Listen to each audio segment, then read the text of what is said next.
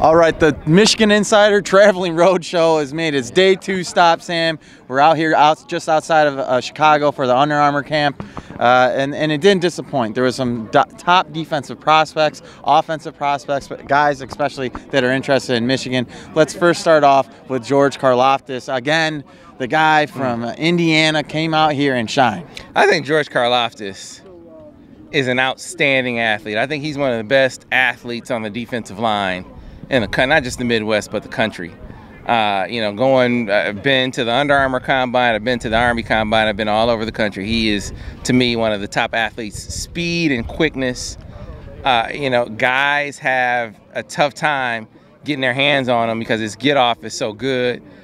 His hand fighting is really good. He has an array of pass rush moves. He hit guys with spin moves today, swim moves today. Only time he ever really had an issue was when guys got into his body. It could be fatigue from camps 2 days in a row. And then you got to remember, I mean, he's still relatively young in his football development. He's going to be in the weight room, and as he gets bigger and stronger, even when guys get into his body, he's going to be able to do a better job of disengaging. But I think George Karlaftis is one of the top defensive linemen in the country. I think his ranking bears that out. But he's one of the guys that really, really lives up to the hype. I didn't see him get an invite today, but to me, he is a guy worthy of being in any All-American game.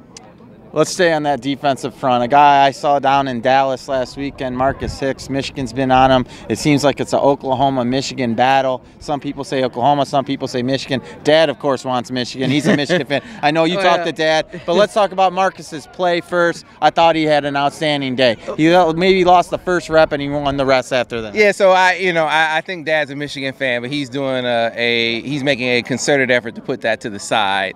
Marcus is going to be taking an official visit to Washington, has one set up to Notre Dame. He's still looking at a lot of schools. Personally, I feel like Oklahoma and Michigan are the two schools sticking out, but still some fighting, some battling to do there.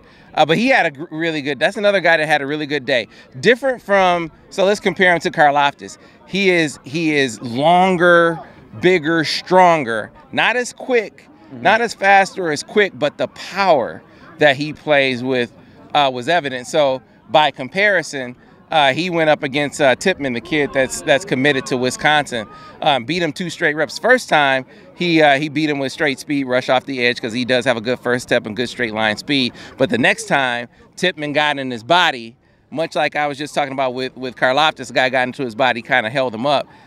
Tippmann got into Hicks's body.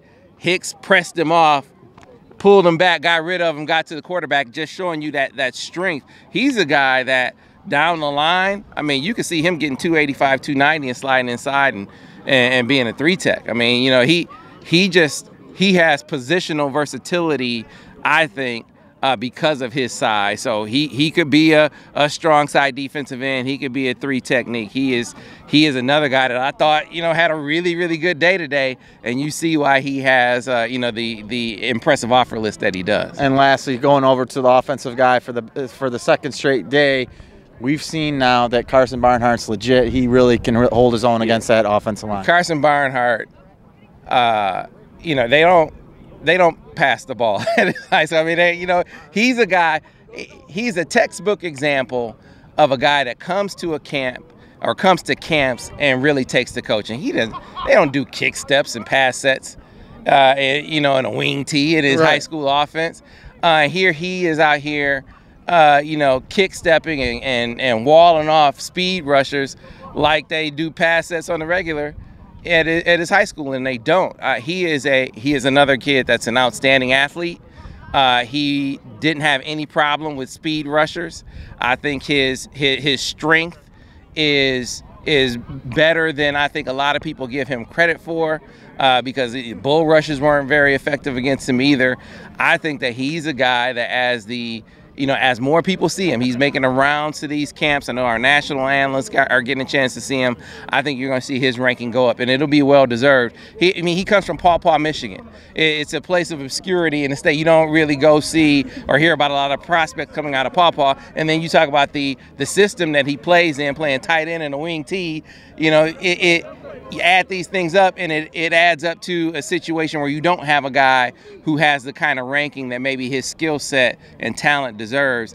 I think that's what we're seeing with Carson Barnhart. Again, I think Michigan got themselves a real gem in that young man, and a guy who might start out at Michigan playing at tight end, like we said, just to give them some blocking on the outside. But I think his future is at offensive tackle at the University of Michigan. All right, well, that's going to wrap up our coverage here from Chicago. Look for all our coverage and stories and more on the MichiganInsider.com.